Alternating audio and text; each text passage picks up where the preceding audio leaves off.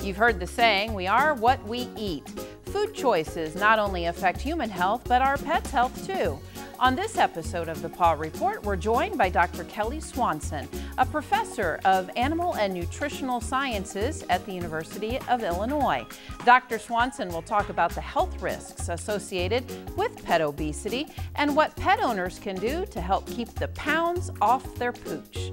Stay with us.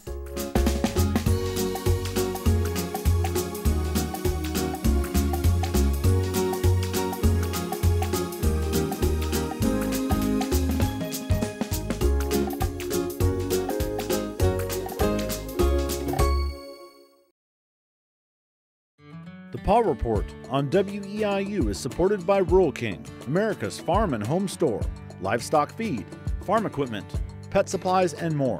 You can find your store and more information regarding Rural King at ruralking.com. Dave's Decorating Center is a proud supporter of the Paw Report on WEIU. Dave's Decorating Center features the Mohawk Smart Strand Silk Forever Clean Carpet. Dave's Decorating Center, authorized Mohawk Color Center in Charleston.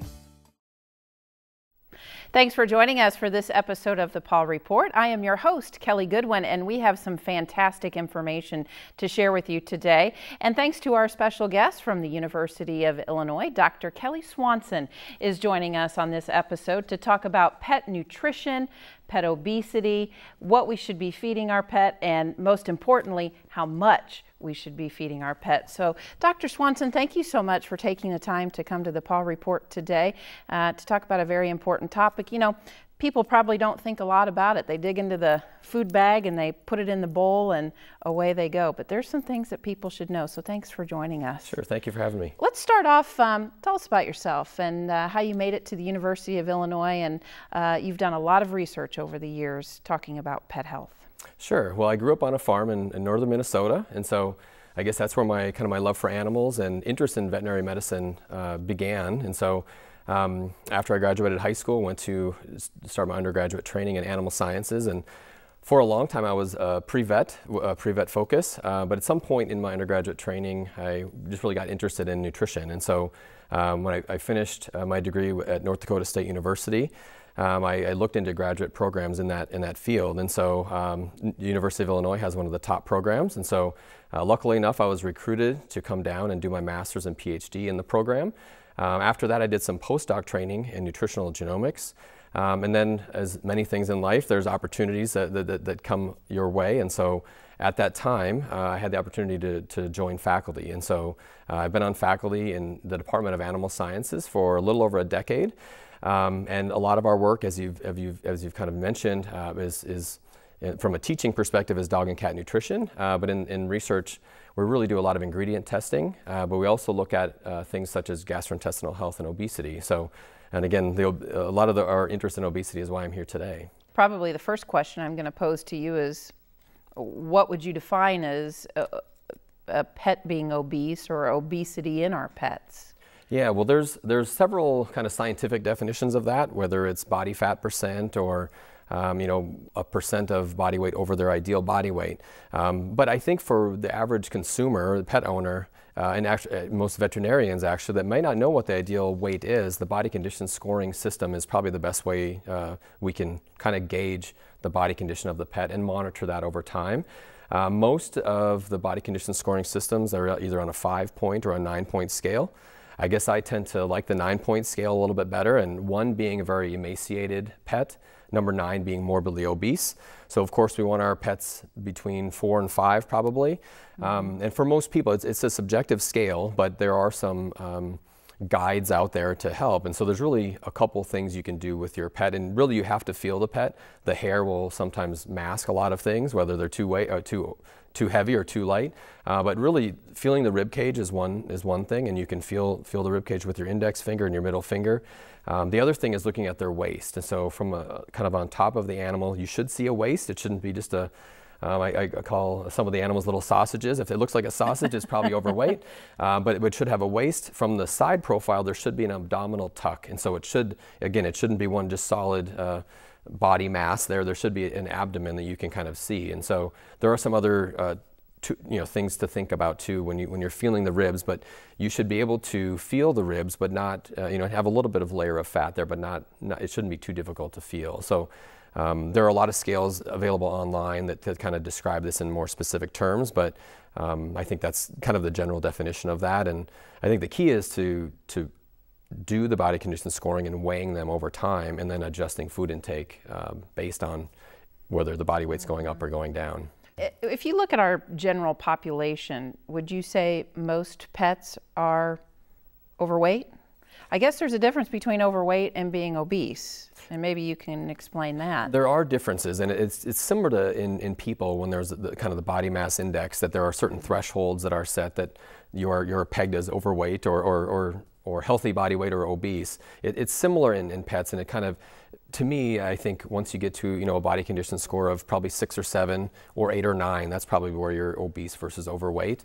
But if you talk about incidence, it's similar to people. Unfortunately, they follow a lot of the food or trends follow humans, and unfortunately obesity, the trend has followed humans as well. That the trend for increasing obesity has really occurred over the last decade or so, and so current surveys estimate that probably 40 to 50% of the population are overweight or obese, and so and that's something that again has kind of increased over the last few years. So it's a bit concerning, but there are things we can do about it that will hopefully decrease that incidence. And we're going to talk about that. Before we launch into things that people can do, there's some risk factors that coincide with obesity. In fact, there's a lot of things. I mean, just like us humans. Talk about some of those things that we should think about in our pets if they do happen to be overweight. Sure. Well, the first thing is certainly breed, and genetics is a factor, and there are certain breeds that are either prone to overeating or less maybe metabolically active or physically active that will have an increased risk for obesity. But really, again, there's things we can control. So usually overfeeding, and there's a lot of things we can talk about later about that. But overfeeding, low activity, and these are things we can probably manipulate.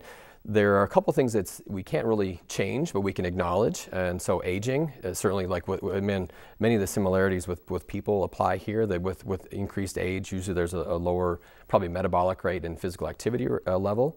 The other thing is spay and neuter, and so we want to spay and neuter our pets to control, populate from a population control perspective. But usually if you spay or neuter a pet, their appetite will increase, their activity level will decrease after, we've shown in some of our work within a few weeks or a couple months. And so as long as we know those things, we can adjust, the amount of food that's provided. But all of those things are risk factors for obesity. If we work hard to control the food intake and exercise and other factors to avoid obesity, there are some positive health benefits to making sure that your pet is healthy. There's really the length of life, but the quality of life. And so there was a lifetime study conducted a little over a decade ago that showed in dogs, and there were Labradors, that you can add a couple of years of life on if they are maintained at a healthy body weight. And so that was, again, about 2 years of life in that study. And that data kind of goes along with other animal models. That similar studies have been done in mice and fruit flies and all kinds of things that show you don't have to starve, but if you maintain a healthy body weight, you can increase life. Probably just as important is the quality of life. And so in that study in particular, they showed that issues with the skeletal system, the stress on the skeletal system, the issues were prolonged and not as severe in those animals that were maintained at a healthy body weight. So joint and stress is a problem. In cats, diabetes and urinary tract disorders are big problems in obese pets. There's several cancers they're at a higher risk if an animal is obese. So it's kind of the length of life and the quality of life, really, and what relates to the consumer. It's the health of the pet, but the costs that come along with this, and treating diabetes or hip dysplasia or other things can be very expensive and painful to the pet, and so it really benefits the pet and the family really to maintain their body weight. Mm-hmm. I guess the magic question is, how do we treat and how do we prevent obesity in our pets? There's a few things, and fortunately or unfortunately, it's very similar to us. And so one is controlling how much food we offer. Pets are like children in many ways, that we will go buy the food and we offer the food, and usually they will eat the food. The pet food industry has done a great job making very palatable, highly digestible foods that our pets enjoy. But it's one, monitoring how much food is being provided, and then again adjusting that over time. And so on the pet food label, the pet food companies have set up feeding guidelines, and they're set up to estimate, given this weight of pet and maybe an activity level that's on a lot of food labels, this is how much you should feed. But there's always a range, and you have to pick something. So you can either choose that yourself or work with maybe your veterinarian to pick a food, amount of food, so many cups a day or maybe grams per day if you want to be more accurate. But then you have to really monitor over time. So really monitor that body condition score, monitor their body weight. Many pet owners don't measure their body weight of their pets, but that's something just as, once they're fully grown, most likely it's going to be fat mass that's changing if they're changing weight. So you can, monitoring that is quite important. And again, measuring how much food is being offered is key. On that point, if we want to show a measuring cup, on the back of the cup or the back of the label, usually it'll say so many cups. And so the one thing is to know what a cup is. And so it's an 8-ounce cup, and this is just an example. If people are cooking, they're used to using cups. Mm-hmm. In Europe and other places of the world, and some maybe in the U.S. as well, there are scales, if you want to be more accurate, to get so many grams per day. But a lot of people, I don't think they just use any cup that's in their kitchen or in their house. But it's an 8-ounce cup, and this is the 8 ounces is by volume, not by weight. And so that's another thing to remember, that it's a unit of volume, and there is a weight associated with that.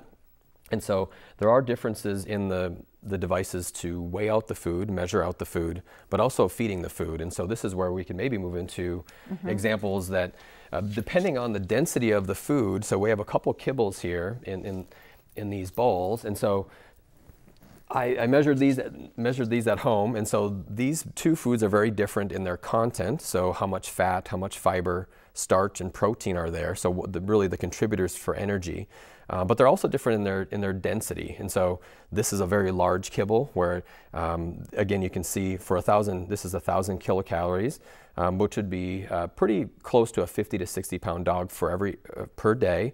They look very different, and so this kind of heaps the bowl, and this doesn't quite fill it up. But again, it depends on what nutrients are there, which you can kind of see on the label. But you can also read the label, and the caloric density will be there. It'll tell you how many calories per cup, and oftentimes how many calories per kilogram. And so you can kind of measure that. Another thing is, so it's kind of the nutrient content.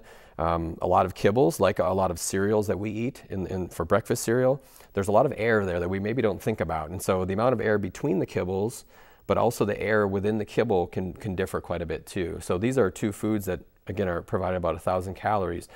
Compare that to a wet food. So these 1,000 calories, these 4 tubs of a very wet diet is also about 1,000 calories. And so kind of some of the visual cues that gives consumers that this might appear that we're underfeeding our pet. Mm-hmm. But really, in reality, all 3 of these food items provide the same amount of calories, but they're different in nutrient content. Especially in wet foods, this food in particular has about 80% moisture, where these have about 10% moisture, to prevent molding. So it might look like you're feeding less or more depending on your food, but really when it comes down to it, you have to trust the label, the feeding guidelines, and measure it out, and then go from there, really. Based on the animal you're feeding, they might gain or lose weight, and then adjust based on that. Well, caloric intake too would have, I would say, a pretty significant impact on feeding as well. Is that true? You can usually tell if an animal's hungry, and they'll tell you that. They'll maybe beg for more food. Some animals, even if they're not hungry, they'll beg for more food. But usually you can see that response, and people will usually adjust to that. Unfortunately, if animals start gaining weight, many people don't change their feeding amount. So a lot of and scientists have kind of argued what are the formulas that estimate caloric needs for animals. And to me, I don't get too hung up on a value. It's mainly start somewhere where you think you should start, or where your veterinarian thinks you should start, and adjust based on that. And so I think that's the key part, is adjusting, and not just saying this dog forever will get 2 cups of food a day, and regardless of the food. Especially when you get to dry versus wet foods, they look very different.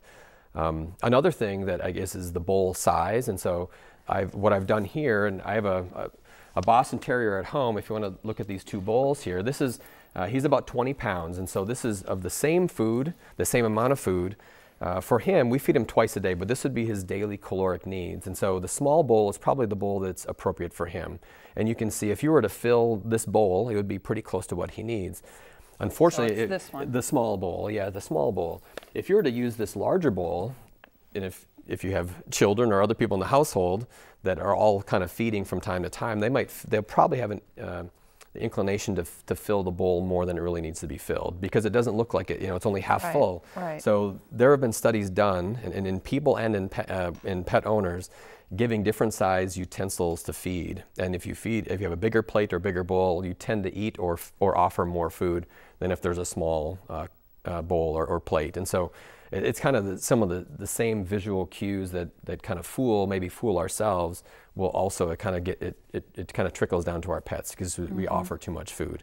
One other thing I'd just like to point out is ad libitum feeding. We should probably never do that, and just fill the bowl and let them eat all day.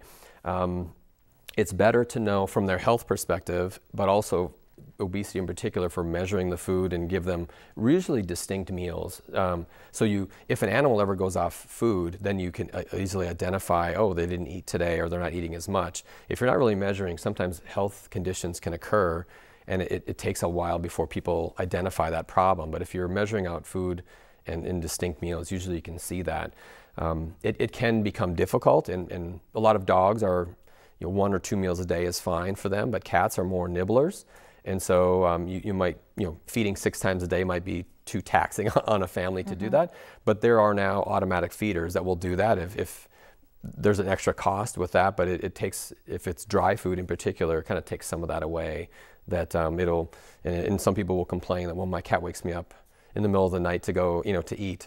Well, you can set that up to feed them at 3 a.m. if that's when they want to be fed. And so that might ease some tension on the animal, but also allow people to sleep a little bit better too. So, well, here's where I have failed as a pet owner, and I've mentioned this several times on the Paw Report. I've had labs most of my life, and I had 2 labs, and they were in the 60, 70, 80 pound range, and I would feed them like this in the morning, and they would scarf it down like very quickly. I'd go to work, I'd come home, and those sad puppy dog eyes would be like, we are so hungry, we want a snack. So what did mommy do? She would fill up these bowls again. And it's so hard, and then you factor in treats, which we're going to talk about. They just look at you like they're hungry, or they act like they're hungry, and I just gave in. Probably not the right thing to do. And some breeds, labs are notorious. Beagles are another that you can probably go down the list, and there's a lot of dogs, especially with foods that are highly palatable, will overeat, and they're very happy to eat again if you offer more food. And so again, you have to kind of go by the label, but some dogs will, if they're very active, they will eat more than maybe what the label suggests, and adjusting that. But yeah, it's a lot of it is having that discipline, too, with the pets, similar to what we struggle with too, that if there's food in the house, it's there to be consumed at some point, and so sometimes it's difficult to know, do they really need more or not? And so, it does take monitoring over time too. So, but yeah, those sad eyes are often, they're they awful. get to you. So they do. They got to me. But one thing I could have tried is, I mentioned, they take one bite and they just scarf it down. Different bowls can actually control that, and you brought a couple of examples here, one for a dog, one for cats. Yeah, so this one here is one usually for kind of a smaller dog. There are bigger ones for larger dogs, but this one allows or does not allow a dog to take huge mouthfuls. And so this is something where they have to kind of work for their food a little bit. So this is usually for a smaller dog, but it'll slow down intake a little bit. This other one here is for cats, and so this is where you would put kibble into these different holes here, and they have to kind of work at it with their paw to get the food out. And so these, and there are other toys that you can put kibble inside of as well, that not only do they kind of limit intake or slow intake down a little bit, so their body has time to say, okay, this is enough food. It's like going to a buffet and just eating really fast. Usually you overeat before your body has time to say stop. And it's kind of a similar thing, especially with highly dense foods like kibble diets like this. But it also gives them a form of enrichment. And sometimes there are other devices that give them a little bit of activity as well. And so we can talk about activity too, of how to stimulate that. But these will, it'll slow down their food consumption. It'll kind of give them something to do. So kind of from a cognitively speaking, but also it might give them a little bit more activity than just going to the food bowl, eating all that they can and going to lay back down. So food labels can get overwhelming, not just for human foods, but obviously pet foods too. If I was going to the local store to get my pet food or to look into what to feed them, what are some of the most important things I should look at on the ingredients labels? That is probably one of the more controversial things right now, that people are very driven on ingredients and what ingredients are best. Unless there's a food allergy or some kind of negative response, most of the ingredients in pet foods are pretty healthy and useful, and they all have a purpose. They're there for a reason. But it's a good balance of high quality proteins. Some people really get negative on the starches. There might be grains. There might be grain-free alternatives like some of the legumes or potato. But that in a kibble diet, you need some starch to expand that kibble, or it's going to be very dense. And so the lipid source, and so there are health benefits to omega-3 fatty acids like fish oils and things like that. And that actually, we haven't talked about that yet, but some of the lipids can be useful from you have any inflammatory condition, and obesity kind of falls in that area.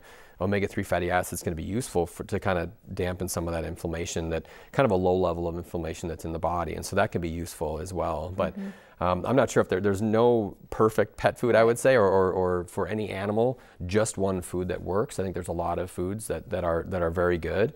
I guess I like to choose foods that I know the company has kind of have some research behind it, so they've tested their ingredients. It's not only palatable, but it's gone through some testing, so they know that it's not it doesn't cause a negative response by the pet.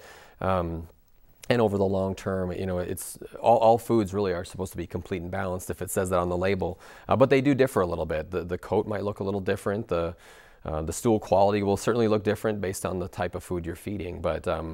Yeah, it's that might be another segment sometime. That's a long segment. Yes. The ingredient profile list is quite confusing, and there's a lot of people discussing that right now, especially with social media the way it is, that a lot of people like to put them in the good or bad category, and there's rarely anything that's really bad. It's just everything's in balance, I think, and that's the most important thing. As we finish up our discussion here, we do have to talk about treats, and we do have to talk about activity. So in the last couple of minutes, you brought some treats. Maybe you can discuss that quickly, and also activity levels. Sure. So, engaging activity, with a cat. Actually, I have a colleague that has her cat trained to walk on a leash with her. Most cats are not that way, and most cats are lazier than dogs in general. Getting dogs out walking and kind of interacting with people, they're very, or if there are other pets in the household, is a good way to do that. A lot of our pets are indoors now, so it's difficult to maybe do that, and people are working and they might be home alone, but kind of stimulating them to become more active, hopefully with other people or other pets is useful. But there are some other devices. There are toys, interactive toys and devices, especially with cats, that can kind of peak their activity level, and so those can be useful.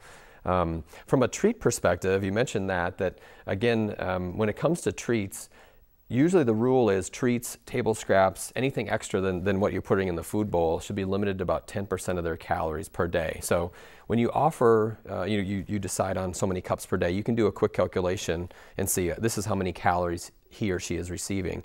So 10% should be what's not from the food, and you should adjust that. But it does make a difference. So for my dog at home he's about 20 pounds, so he requires maybe 450, 500 calories a day.